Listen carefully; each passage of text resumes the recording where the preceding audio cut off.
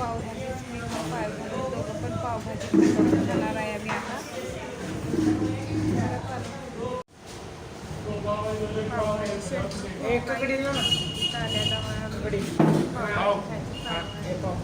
पाहिजे का ककडेला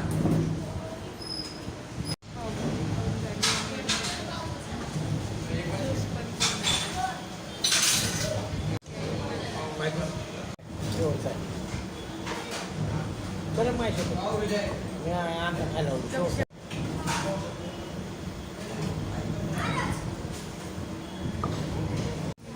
व्हिडिओमध्ये येणार नाही तर मी त्यांना येत नाही व्हिडिओमध्ये त्यांनी जाऊन तेव्हा आणि आता सगळ्या विद्यार्थी मला देतात तर मी नाही त्यांना घरला चाललो रस्त्यामध्ये डोलची प्रॅक्टिस चालू आहे आणि आमच्या पण गल्लीमध्ये पण चालू आहे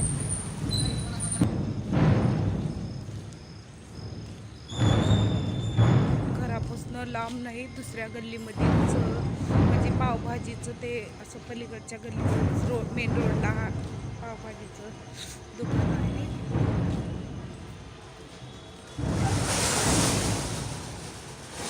दुकानं पण चालूच आहेत बालाजी मंदिर आहे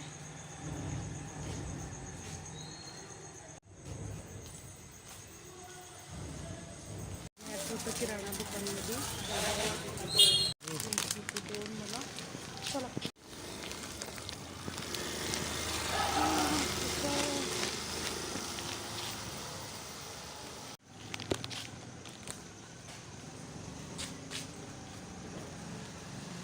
घरी आलो आहे मी आणि आमच्या पण गल्लीमध्ये म्हणजे लेडीजचं बायकांचं ढोलचं प्रॅक्टिस चालू आहे घरासमोरच आहे थोडं म्हणजे घराच्या थोडं घरापासून लांब आहे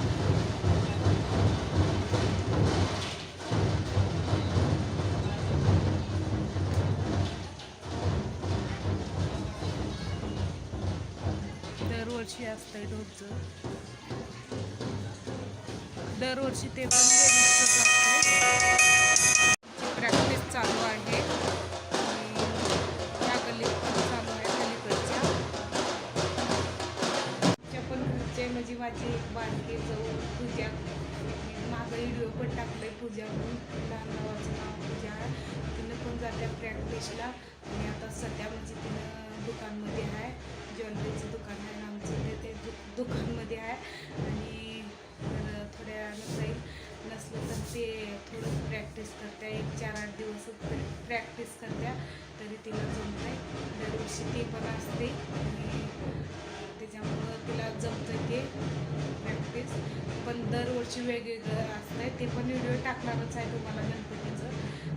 बघायला तुम्हाला भेटेलच आणि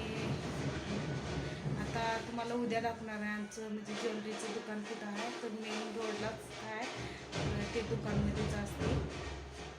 आता मी पण गेले होते आल्यावर तिकडंच गेले होते पहिलं तिकडं जाऊन आले तिला फोन लावले होते तर ती म्हणाली पहिलं तुम्ही या वहिनी दुकानला या बोलून जावं म्हटल्यावर पहिलं जाऊन तिला भेटून बोलून मग थोडं बसून रियान तर मला म्हणत होतं रियान लहान मुलगा होता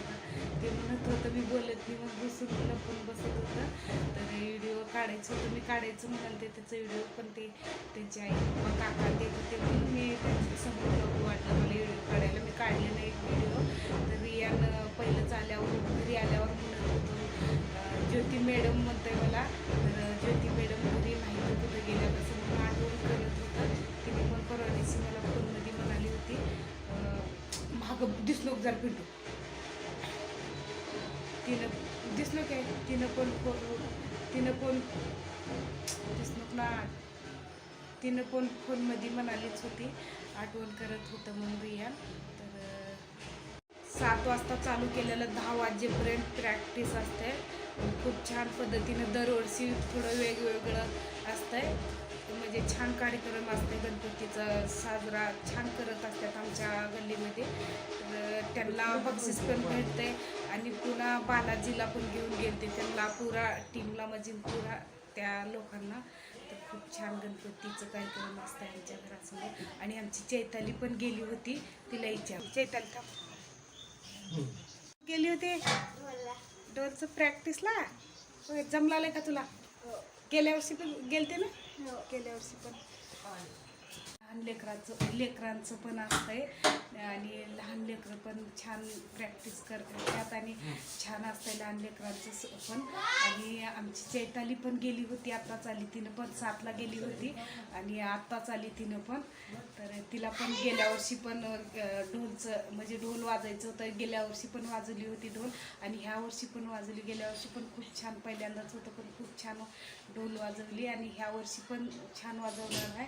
तर तुम्हाला ते दाखवणारच आहे व्हिडिओमध्ये, नक्की बघत राहा. तुम्हाला तर माहिती आहे माझी म्हणजे आय डीला इथपर्यंत यायला मला किती मेहनत लागलं आहे आणि माझी आय डी तेवढी म्हणजे तुमच्यासाठी तेवढी मोठी झालेली दुसऱ्यानं म्हणजे चोरून घेतली होती, ते पण माझ्याकडे आल्या तुमच्या आशीर्वादानं आणि मी ते खुशीनं म्हणजे खुश आहे त्याच्यातच. आणि आता यूट्यूबला पण तुमचं सपोर्ट असू दे. तुम्हाला तर माहिती आहे किती मला अडचणी आल्या आणि किती इंस्टाग्रामला किती माझे व्हिडिओ पण डिलीट करायचे, किती तर मला त्यातलं पहिलंच काय समजत नाही, दुसऱ्याला करून दे म्हणावं लागतं काय पण काम असलेलं. तर मला लईच अडचणी येत होती आणि लईच लोकांचं त्रास होतं,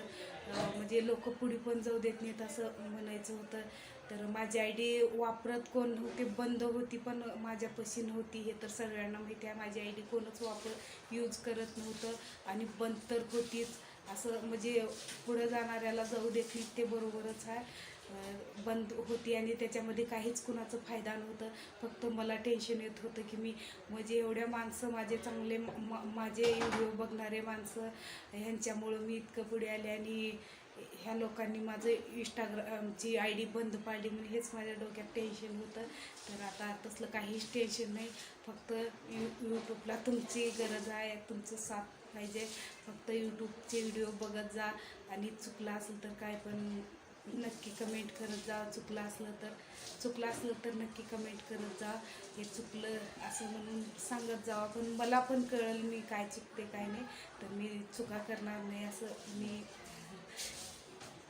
व्हिडिओ पण भरपूर होते, माझे व्हिडिओ पण डिलीट केले आणि हे राग आला की मला ज्यांना व्हिडिओ केलं त्या कुत्र्याला तर कधीच माफ करणार नाही. माझे तर व्हिडिओ मी तुम्हाला माहिती आहे सारखं बनवते आणि अजून पण किती बनवते ते मलाच म्हणजे मला पण खात्री नाही त्याची. तर माझे व्हिडिओ मी किती पण बनवते. तर माझा भाऊ म्हणजे आता सध्या दुनियामध्ये नाही, त्याचे पण व्हिडिओ होते, त्याचे व्हिडिओ आणि ते समजे फोटोज ते पण डिलीट केले. तर त्या मूर्खाला काय कळतंय का नाही काय माहिती, मूर्खाने डिलीट केले. त्याचं खूप अवघड वाटत होतं मला आणि लईच खरंच मी लई टेन्शनमध्ये होते तेव्हा. आता खरंच मला तसलं काही टेन्शन नाही, का कोणी पण इतकं मेहनत केल्यावर कोणाला पण टेन्शनच येतं आहे ना. तसंच मला पण मी मेहनत केले होते म्हणून मला भरपूर तेव्हा लई टेन्शनमध्ये होते, ते काय सांगू शकत नाही. आणि मी व्हिडिओ पण टाकलेलंच होतं तेव्हा, काय यूट्यूब मी चालू केलते पण नवीन होते, कसं टाकायचं काय माहिती नव्हतं मला.